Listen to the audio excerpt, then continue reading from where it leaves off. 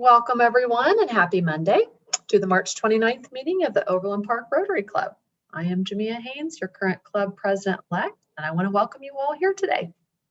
Today, I believe Scott Robinson is giving our invocation. Scott? Hey, good afternoon. Can everyone hear me? Yes. All right, great. Yes, dear.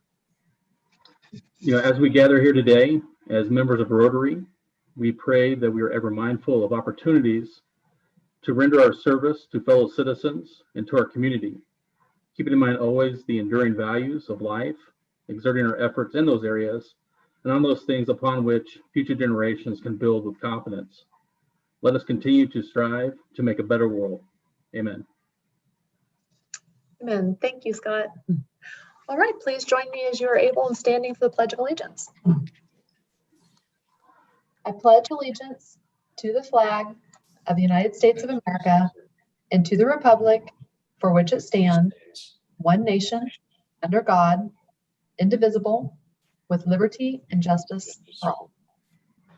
All right, visitors. Do we have any visitors today? You want to invite anyone? No one today? All right. We'll move on to club or committee updates.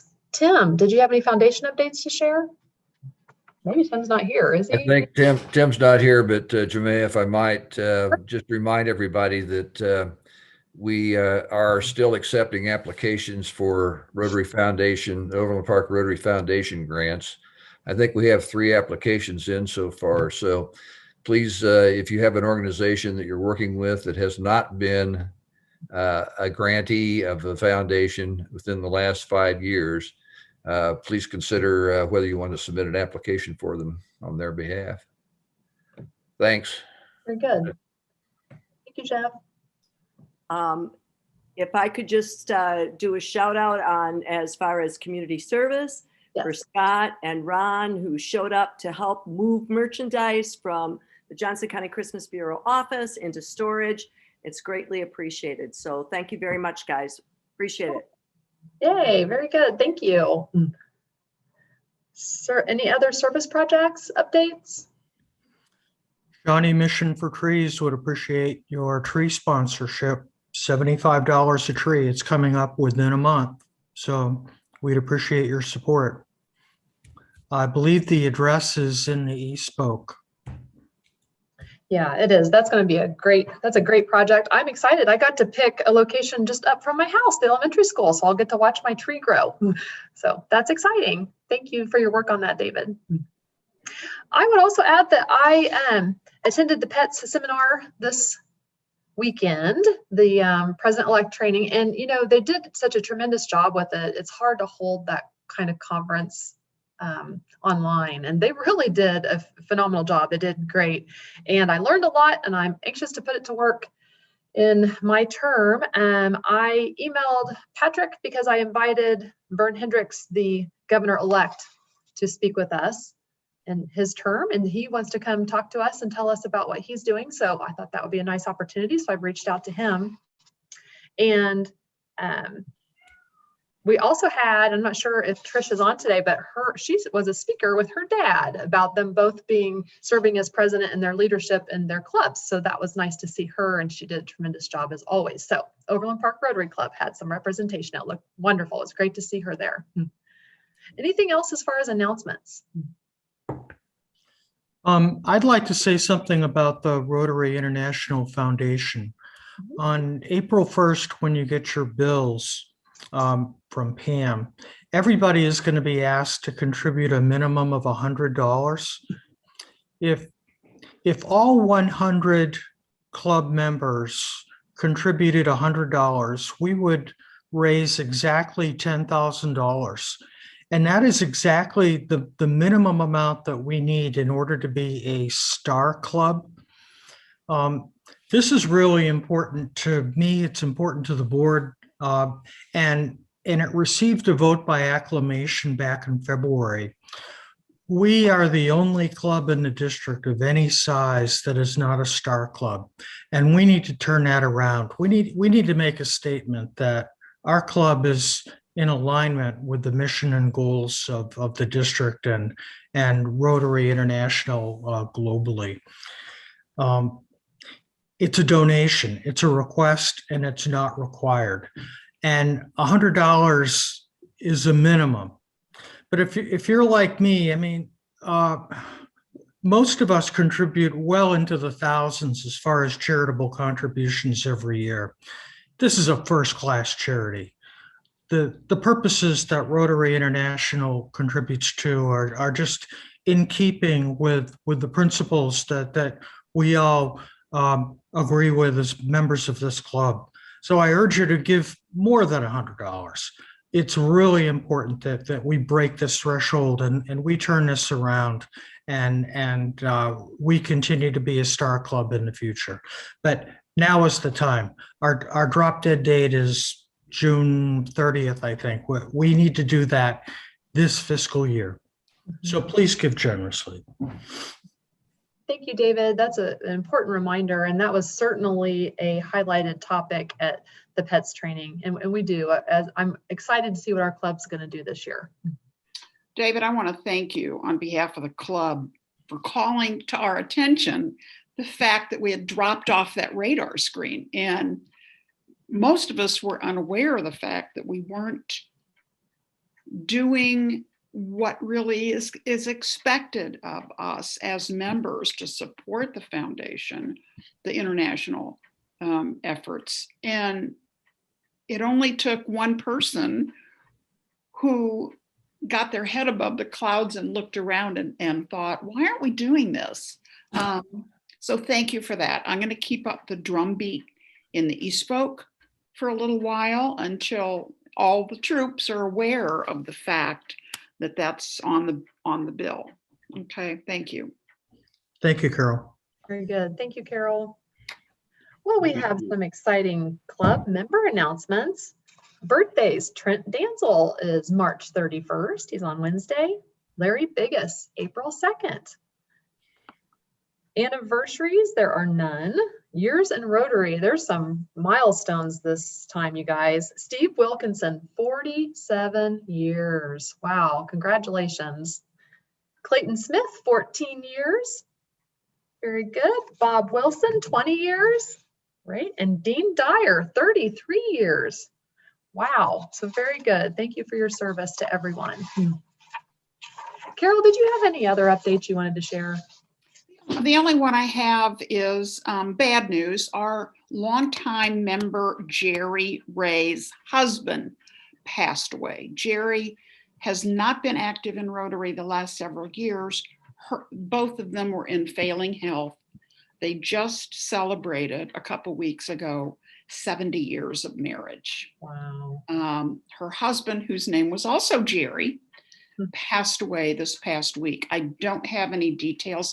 I kind of doubt there's going to be a public service because Jerry's not up to it. Don't try to find her email address. She can't read a computer screen. So, but cards would be, I think, very lovely for her to return and write a little bit large in them so that maybe she can read them. She has macular degeneration. Her email address, one moment, her snail mail address is, she's moved to a facility they both did a few years ago. 17509 West 119th Street, apartment 2103. I'm sorry about my phone. Olathe 66061.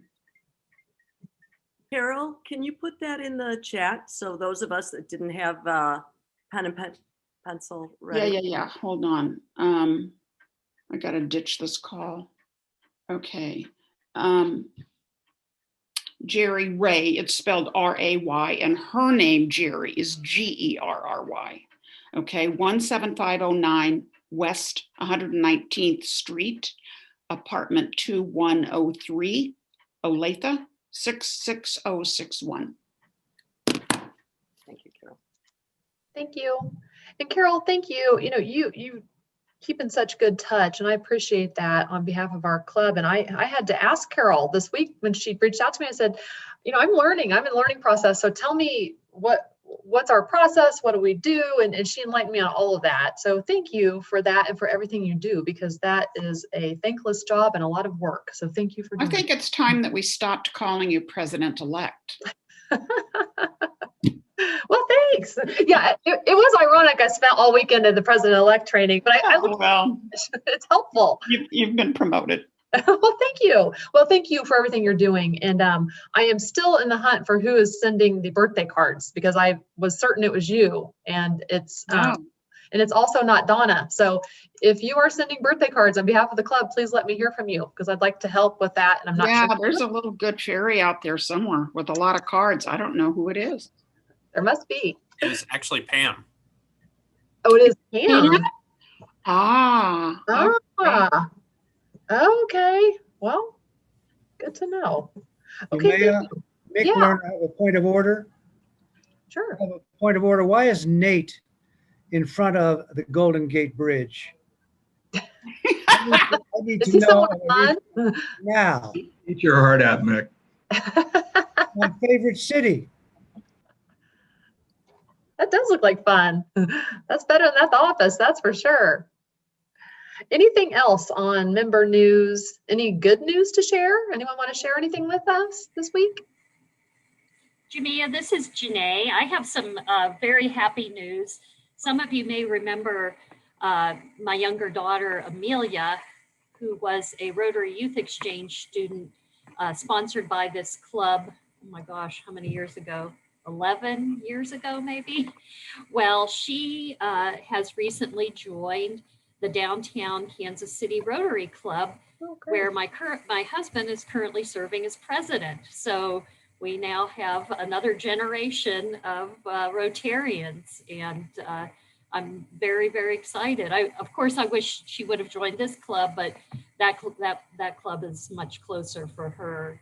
She lives up in the Northlands, so the Rotary spirit continues, and I so appreciate all of the support you all gave her to have that life-changing experience all those years ago. So thank you. Oh, Janae, exciting. You mentioned Rotary Youth Exchange. I did hear recently that the program has been canceled for a second year for Rotary. We're not going to do it this year coming. And that affects Jocelyn because she was an applicant this year. So yeah, that's disappointing.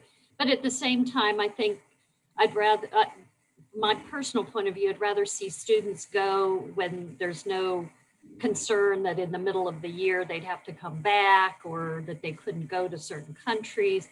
I would hate to have their experience ruined by that, and it's probably better to wait till the following year and not have those potential roadblocks. well, opportunities to participate are limited by your class standing. She's a senior. This is her only chance. So that stinks. Yeah. Unless she could take a gap year. I do have some good news. A little bit of excitement in our family. Our son Jeff, as many of you know, works out of Kansas City, Missouri, and he was instrumental in helping 10,000 people from the inner city get their vaccines in the past couple of weeks. He works for an organization called Link, and he worked with the governor's office and one of the local churches to get the National Guard to come and facilitate over 10,000 of our inner city folk who don't often have access to healthcare. So I'm very proud of Jeff for that, and happy to see that done. Great. That's wonderful. Well, I have one. Barbara, thank you for inviting volunteers. We did the JCC pallets and whatever loading up last week on Monday, and that's why I missed the meeting. We worked with Dan. I'm forgetting the gentleman's name. He's one of our members too. Larry. Yeah. We we kind of load packed the pallets and they were all ferried to another location. So spent a couple of hours there on Monday. And the second exciting news, I think some of you remember my daughter who came during the Rotary Club. She just got her student's pilot's license, and she's excited as I am. And she was also promoted in the Civil Air Patrol program, which she participates in, and she's ranked up one more, and so she's excited. And we are in the running to hopefully for her to go to a flying school this summer. So we are keeping our fingers crossed. All right. What Ron didn't say was that his daughter is aspiring to go to the U.S. Air Force Academy. Oh, yeah. She is a junior this year, but she is very interested in pursuing her pilot's avocation with the U.S. Air Force Academy. That's wonderful. Great news. I remember meeting her. Anything else to share? All right. Well, today we're going to, based on the President-elect's training, what I learned is, of course, some rural clubs have been meeting, but a lot of the clubs our size are starting to think about transitioning to what is safe and what we're able to do as far as meeting and what that looks like. And it's time for us too. We have, as a board, have discussed it off and on, and now it's time to take action. So I think that's important for us to build momentum by doing what we want to do, what we all want. So I want to hear from you. So Will is going to work his magic here, and we're going to do a quick survey and see where we're at on the page here. We have about 34 people here today, so we have a pretty good representation. Let's see there'll be a couple questions about meetings and upcoming meetings and what you'd like to do. So let's hear from you. You can do whatever you want to do.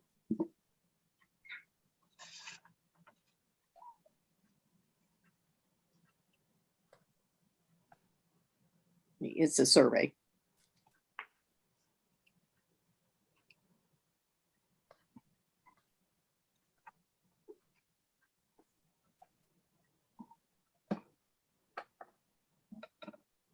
Okay, so as we've answered the questions, we'll work the compilation here and we'll see what we all came up with. Depending on what we come back with, I think it would be nice for us all to kind of discuss if we say we want to try to do something in person. I thought we'd take a few minutes and talk about what that looked like and some potential forums, or maybe the majority wants to stay online. So we'll see what everybody wants.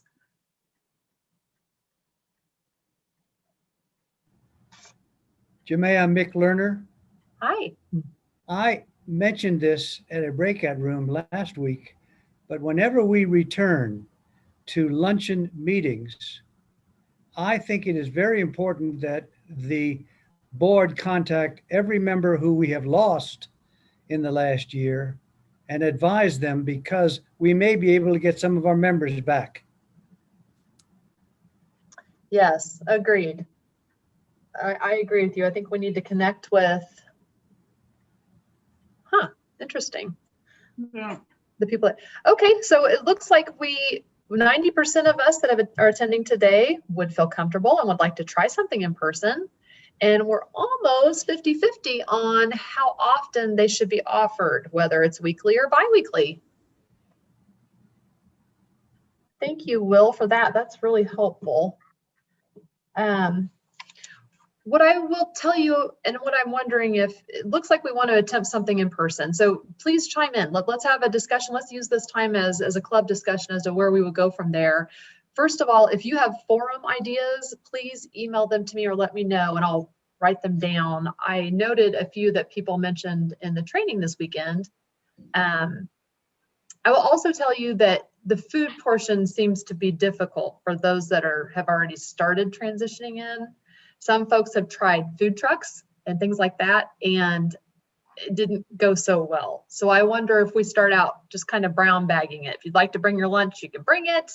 And we work our way into the logistics of these meetings. Any thoughts?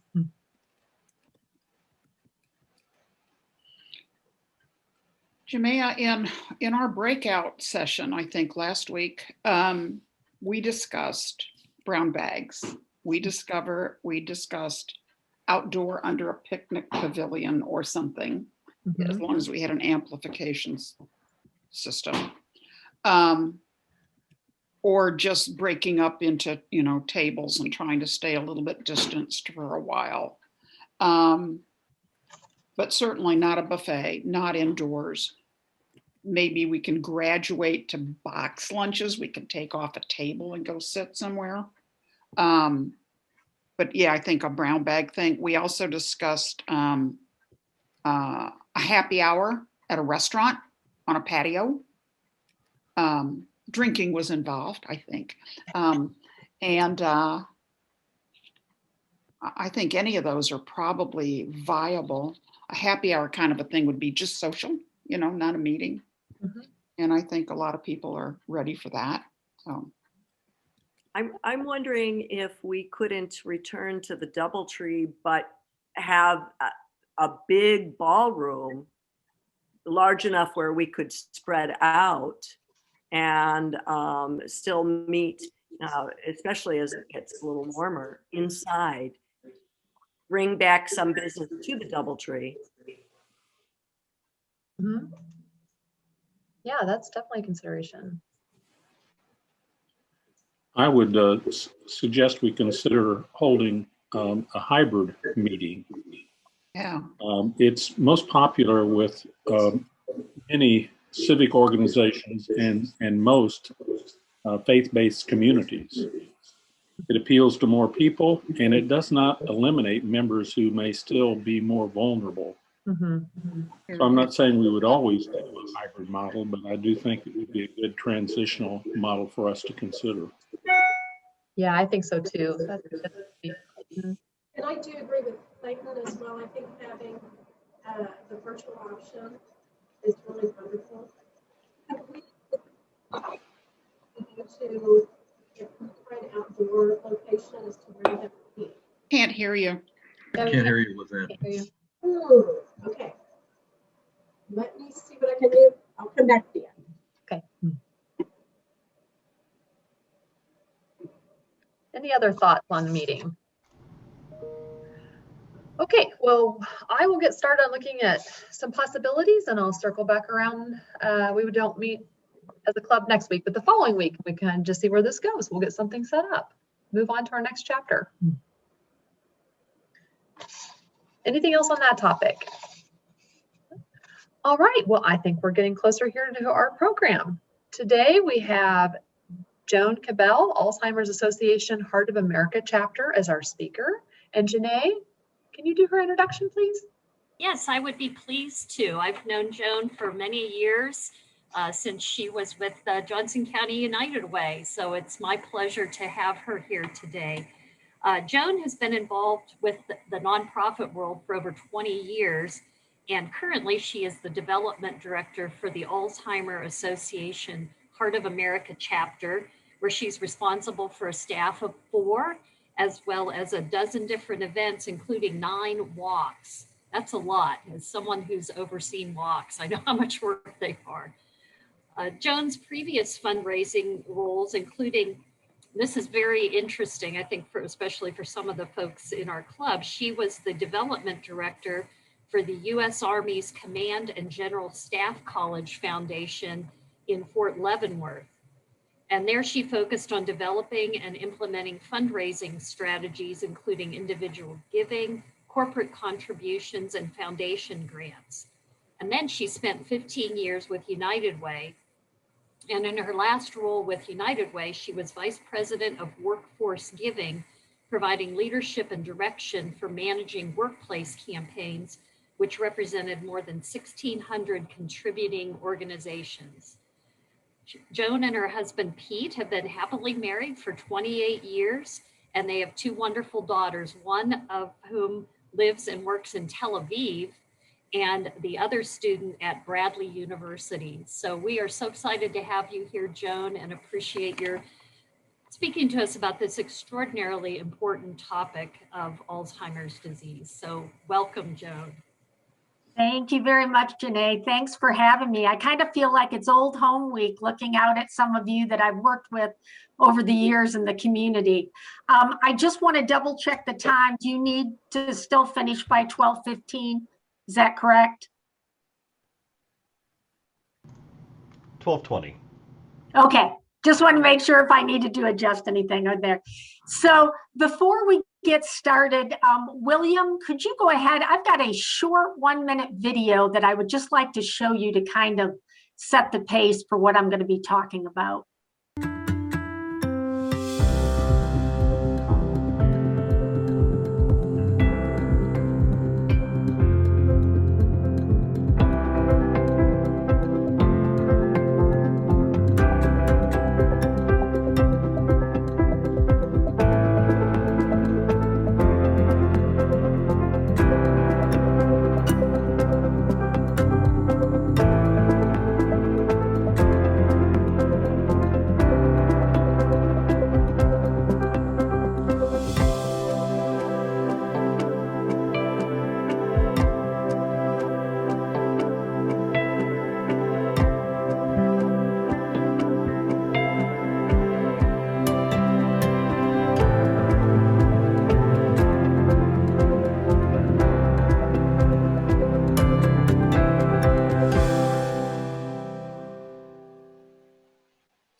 Thanks, William.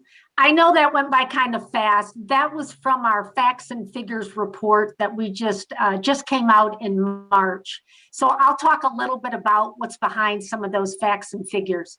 So as you can see that with over 6 million people that have been diagnosed in the United States with Alzheimer's at a cost of $355 billion, and with no cure in sight, Alzheimer's disease has become a public health crisis. As the population ages, in fact, once you reach the age of 85, 1 in 3 people will develop some sort of dementia. And yet few people know where to go or where to turn, and that's why I'm here today. Today we'll discuss some of the general information about Alzheimer's. We will discuss how it affects different populations, the 10 warning signs of Alzheimer's, the toll on caregivers, and where you can get help. So a little general information about Alzheimer's, and just for ease of use, I will use the term Alzheimer's because 60 to 80% of people that develop some sort of dementia, it is related to Alzheimer's, even though there are actually 10 other types of dementias that you can actually get. So Alzheimer's, it's a degenerative brain disease that follows cell damage. It leads to dementia symptoms that gradually worsen over time. The most common early symptoms of Alzheimer's is trouble remembering new information because the disease typically impacts the part of the brain associated with learning first. As Alzheimer's advances, symptoms get more severe and include disorientation, confusion, and behavior changes. Eventually, speaking, swallowing, and walking will become difficult. There is no way to prevent or cure or even slow down Alzheimer's disease.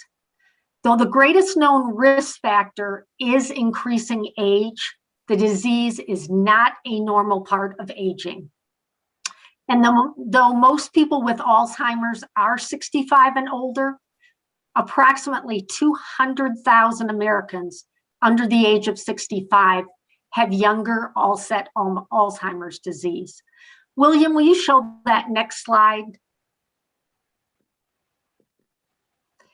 In this slide, one up, yeah, right there, there we go. It may be a little hard for you to see there, the slide, but it talks about the causes of death between 2000 and 2019. And if you look at the left-hand side, you'll see that breast cancer and prostate cancer have increased a little over 1% in that time. And that we are very fortunate that heart disease and stroke have actually gone down between 2000 and 2019, as well as a huge decrease in HIV/AIDS. But as you can also see on the right-hand side in the purple, Alzheimer's disease has gone up 145%. So what you see from this is that almost every major disease is going down or going up very little. The only disease that is skyrocketing and going straight up is Alzheimer's disease. And that's one of the reasons that it is a public health crisis. So let me tell you a little bit of my story, just so that you can get a little background of what happens when someone has Alzheimer's. So when I was a child, I used to visit the Jersey Shore, loved seeing my grandma and grandpa there. And my grandpa was a lot of fun to be with, but my grandmother was always a little different.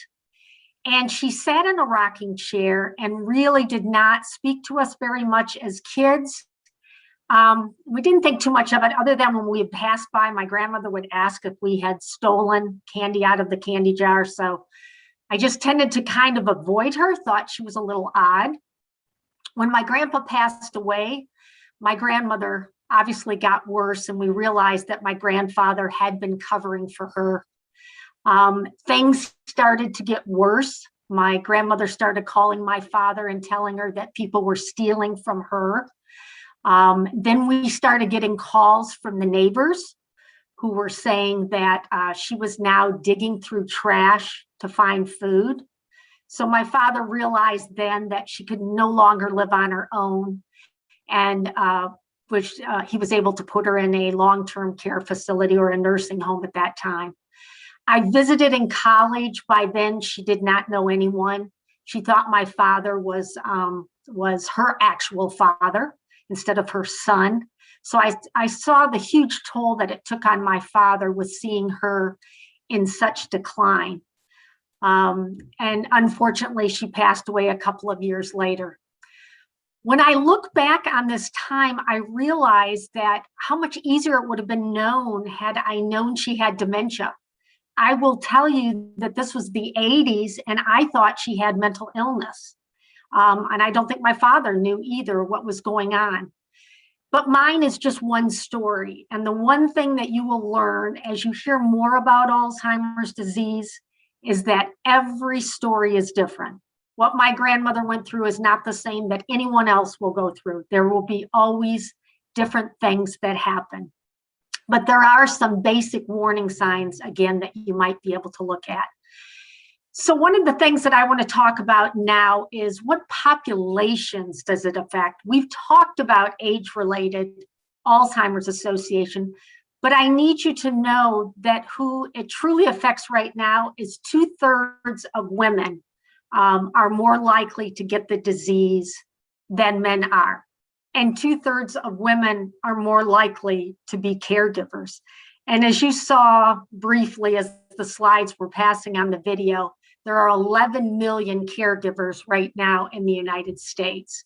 So thinking about that, that is basically 2/3 of them are now the caregivers. The other thing that Alzheimer's affects is the minority population. Right now, African Americans are 1.5 times more likely to develop some sort of dementia than the white population. Hispanics African Americans are twice as likely, and Hispanics are 1.5 times as likely. The other thing too is what we are realizing because of the disparity in healthcare and the discrimination that goes with it. 50% of Black Americans report that they have had experienced healthcare discrimination, 42% of Native Americans, and 33% of Hispanics, which does not help us because then it means that they are not getting the help that they need. So now let's talk a little bit about the 10 warning signs. William, would you put up that slide on the 10 warning signs? I am not going to go through all 10 warning signs because, again, I know we have a time frame here and I want to be cognizant of that. But what I first want to say to you is a lot of people, when they're looking over these and they say, oh my gosh, I've had some memory loss, or oh, so I can't remember words anymore. And suddenly you start thinking, maybe I have dementia. And one of the things that I always say to people when I start this is the idea that you lose your keys. does not mean, and maybe you continually lose your keys, does not mean that is a sign of dementia. It is when you find your keys and you do not know what your keys are used for. Then that is a problem, and that may be a sign. So some of the things that you want to take a look at when you are working or know a loved one or a friend is if you start noticing that there are daily things in their life that they have always done before. Let's say they've always put together a grocery list. Let's say they have a familiar recipe they can do without even looking at it. And suddenly they're having problems writing a grocery list, or maybe they can't do that. Maybe they play a favorite board game with their grandkids and suddenly they don't understand the rules anymore for that. What we find with a lot of people is that they will not be able in a conversation to be able to keep up with that conversation, especially if there's more than one person in the conversation, and that they will inappropriately enter the conversation, or they'll repeat something that has been said in that conversation. A lot of us, forget words or names. I'm horrible at names, forget that. But again, we're able to pull those names up at another time, where with an Alzheimer's person, they're not going to be able to pull that back up with that type of dementia.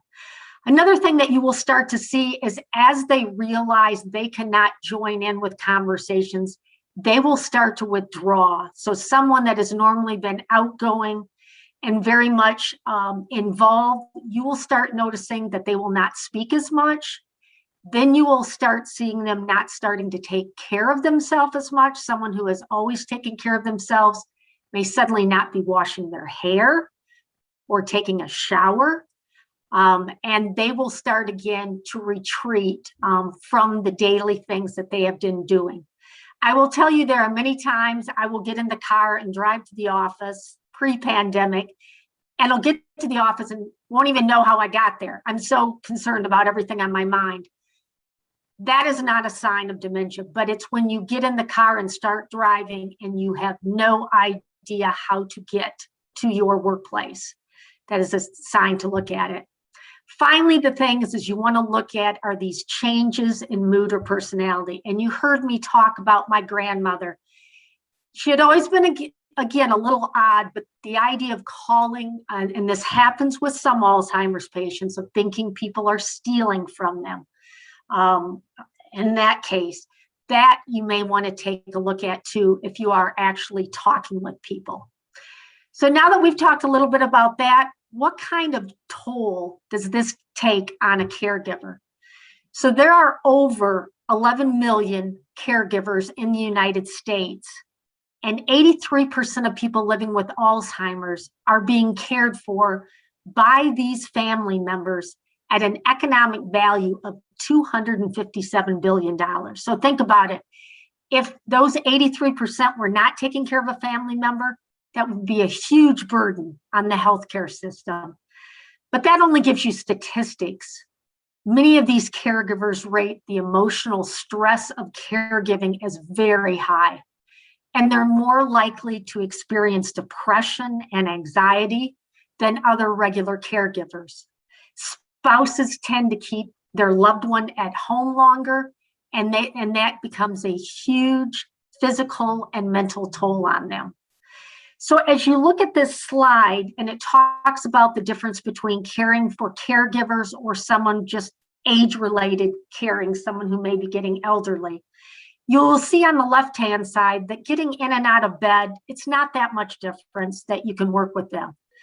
But once you are starting to get people dressed or bathing, feeding, you'll see a much higher rate on people that are working with Alzheimer's patients, and that it's much more stressful for them to do some of these daily tasks that they're doing. And think again, 83% of people are caring for them at home. So they are having to do this day in and day out. The other thing that I want you to know about caregivers is that this is affecting the workplace. We are seeing, and a lot of them you will not know because they will not bring it up at the workplace, which is something we're trying to change. We want people to let people know about what's happening. But a lot of them, 57% actually, of people that are employed, they have to either go to work late, they have to leave early, or they have to take time off due to caregiving demands. So you are going to start seeing an impact on the workplace that we have not seen in the past, as this sandwich generation has to start caring more for people with dementia.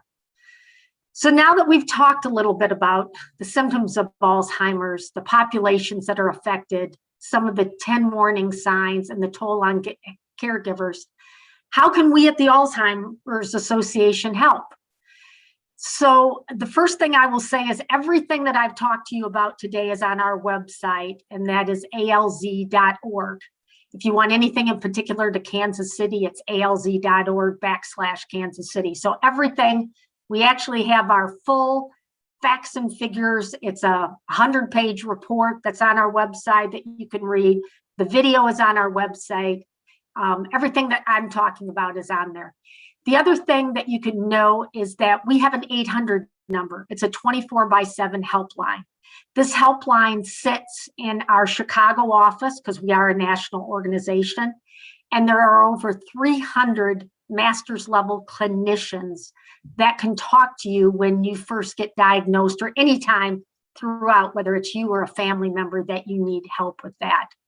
The other thing locally I want you to know is that we have 10 different types of virtual educations that we do. They're all listed on our website, and you can see these virtual educations. It might be anything from basic educations about Alzheimer's to how do we talk about finances with a person that is now developing Alzheimer's. We also have support groups locally. We have them all over Kansas City and in our whole 65 county area. We've got different Alzheimer's support groups. And the other thing that we are working on very much is around our marginalized communities. So we have a diversity and inclusion manager that works with our Hispanic and our African American population, and also our LGBT population, because they also experience discrimination in the workplace. So I would say to you today that, as I stated earlier, Alzheimer's is a public health crisis. It is devastating to the patient, to the caregiver, to the family, and to our world. If we do not find a way to slow down this disease or find a cure, the cost in 2050 will be $1.1 trillion. If you're interested in learning more about the Alzheimer's, we are always looking for community volunteers. And I think one of my community volunteers, Richard Nelson, is on this call today. And also, if you ever want to support a loved one, we have a Kansas City walk in the Alzheimer's. Whatever you do, please let people know that there is a local Alzheimer's Association, and we are here to help. Hopefully, our vision of a world without Alzheimer's and all other dementias will soon come true. Thank you. And I will take, I'm sorry, I did the clap, sir. I think there's about 5 minutes left. If there's any questions and I can answer or not answer, and I can tell you where to go to get answers, I would love to do that. This is Dave White. I just want to say thank you for all the work you guys have done. You guys were immensely helpful in dealing with my mom's situation. So thank you very much. Thank you. This is Jim Courtney. I'd also like to thank your organization. They were very helpful in some things. I'd also like for you to talk a little bit about something that I don't remember if it was your organization or someone else taught me. And that is that Alzheimer's really is a disease of the family, not a disease of the individual. Absolutely. And it really is. And I think when I said that, I was shocked at the statistic that 83% of people care for Alzheimer's patients in their home. I assumed maybe 20%, and most of them went into long-term care facilities. What you have to realize with Alzheimer's is most Alzheimer's patients live between 4 and 8 years. Some live up to 20 years. But what they're finding about Alzheimer's now is that it actually starts 20 years, usually before you are even diagnosed. So it is something that is truly affects the whole family, and it is a disease that, again, we are finding that family members, and as I've shown you too, those family members, a lot of them are working, so it is taking a devastating toll on them, the family, and then that falls over to the workplace. And a lot of them, I know several people that just had to quit their jobs because they needed to care for a loved one and they did not want to put them in a long-term care facility.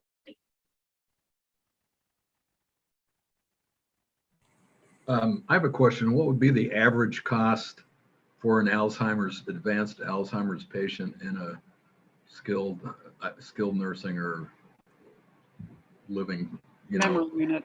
And a memory care, that is an excellent question, and I actually do not know the answer to that. I don't know what it costs once you put them. I get more of the big aggregate costs, but that is a good question. But I can certainly find out that answer and send an email off to William or Patrick. My father-in-law is going through it right now, and we're looking at $10,000 a month. That isn't surprising because you have to have skilled nursing care. So $10,000 a month does not sound surprising. Is there anything we can do in terms of activities or nutritionally that will help delay the onset of Alzheimer's? You know, there are a lot of studies that we are working on, and we definitely know there is a connection between the brain and the heart and being healthy. So yes, they are saying that they don't have definitively say, yes, you're healthy and you won't get Alzheimer's. We can't say that, but we know it does help. We know that they find out that 50 to 80% of people that are diagnosed with Alzheimer's also have heart issues. So we know there is definitely that connection between the heart and the brain. So yes, the suggestion is exercise, eat well, do not smoke. Also they said it is very important. It's not so much that you do crossword puzzles because that's kind of filling in things you've already known, but it says like, learn how to play the piano, take up an instrument, learn something totally new that your brain has to do. And they say what that does is it gives you more cognitive help when you are developing Alzheimer's. So again, anything new that you can do to keep your brain working. And it's not that crossword puzzles are bad or Sudoku, none of that, but they're saying your brain needs to learn something new. And that really helps it for that cognitive ability as you age. I would love to know if you have any statistics on the correlation between deafness and Alzheimer's. My mother, my grandmother, and now me, really profoundly hearing challenged. And in their dotage, I always thought, are they sitting over there on their own, not engaging because they're clueless or because they just don't hear what's going on? That's interesting. I have not seen anything on deafness. I have seen Down syndrome and that they're more likely to develop Alzheimer's, but I'll certainly check into that. But I've never heard anyone discuss that. They say sometimes there are vision problems with people with Alzheimer's, but sometimes what they find out is just cataracts. So they're trying to learn that, but I'll certainly check into that. I do not know. Thank you. Joan, this is Janae. I was just going to share something, if you don't mind. Sure. One of the things that we've been looking at the county level and through the Johnson County Area Agency on Aging is we've been advocating for an increase in funding from the state of Kansas for Senior Care Act services. And those are services that help people stay in their homes, including housekeeping and some of those other kinds of services. And the cost comparison between helping keep someone in their home versus having them go into a nursing home is completely phenomenal. I'm looking at some information right here. saying that average monthly senior care act cost comparison in a nursing facility, and this is probably looking at someone on Medicaid, the average monthly cost is $5,549, where it's $280 to provide Senior Care Act services. So it's something certainly I think we should all be advocating for. It makes sense for all of us. It saves all of us money as taxpayers if people can stay in their homes and get help with their caring for their relatives in their home rather than going into a nursing home. Now I know that there comes a point where there's no choice about it, but if we can help assist people in that way, it's benefits all of us. And Janae, I will mention too, of course, we haven't been able to do it in the pandemic, but there are many wonderful places that they have adult daycare so that caregivers can get a break and they can go for a couple of hours and do activities and things. So that's helping caregivers too, to at least get a break.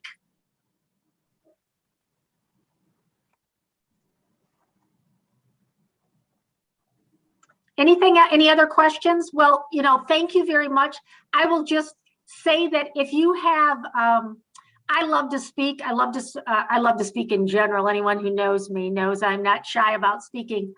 But we are really trying as an association to get the word out about Alzheimer's and make sure people know they have a place for help. So if any of you ever in your businesses or other groups need someone to speak, I would love, again, to speak. So again, Patrick's got my information and William too, Janae too. So just let me know. But again, thank you for allowing me to speak today. Very good, Joan. Thank you for sharing with us today. Lots of insightful information. We appreciate it.